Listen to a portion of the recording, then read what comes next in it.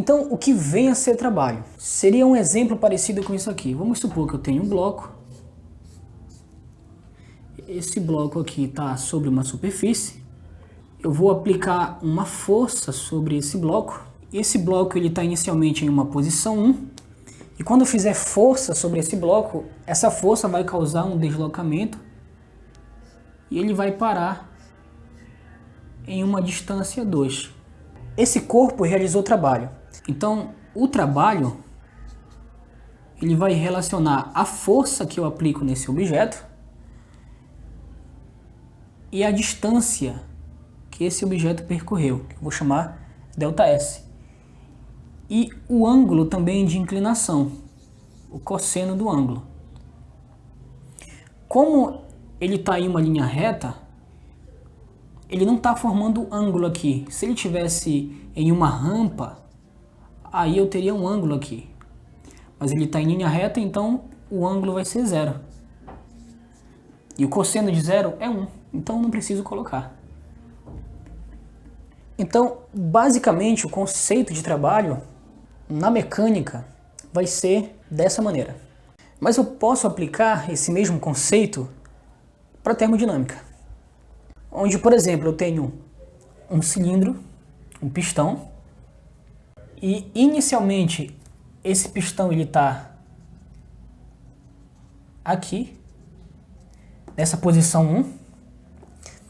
Aí eu vou colocar uma vela acesa, onde eu vou transmitir calor para esse pistão. Esse calor vai fazer com que as moléculas de algum tipo de gás que esteja aqui dentro comece a vibrar e aumentar sua temperatura, aumentar sua energia interna. E através desse calor que eu vou ceder para esse sistema, a energia interna vai variar e isso vai me resultar em um trabalho.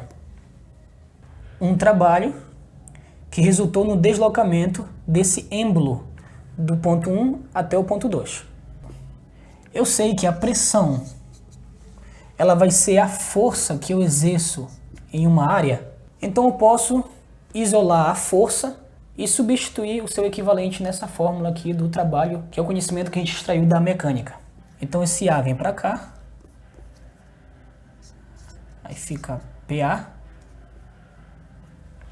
pressão vezes a área, é igual a força. Então, o trabalho, no lugar da força, eu coloco pressão vezes a área, vezes esse ΔS, que é justamente o deslocamento.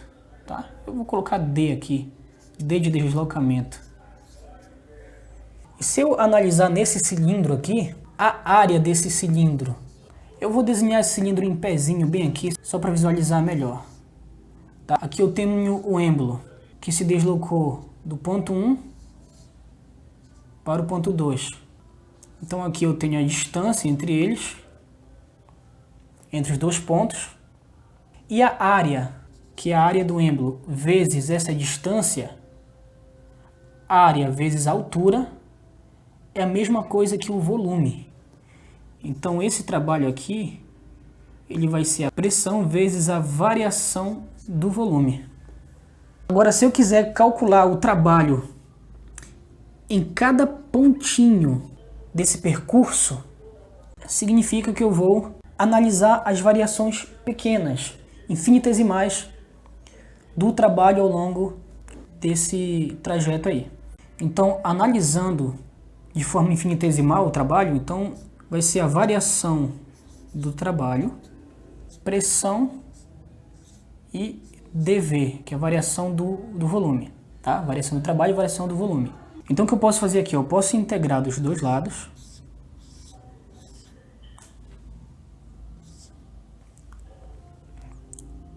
Limite de integração do ponto 1 até o ponto 2, do ponto 1 até o ponto 2. Eu posso cortar essa integral com essa derivada. E eu tenho que o trabalho de 1 até 2 vai ser a integral do ponto 1 até o ponto 2, P dV. O ponto 1 e o ponto 2, também é a mesma coisa que eu falar que é o volume 1, ou o volume inicial e o volume final. de PDV. E assim eu encontro a dedução da fórmula geral para o trabalho, ok? E assim a gente conclui esse assunto, certo?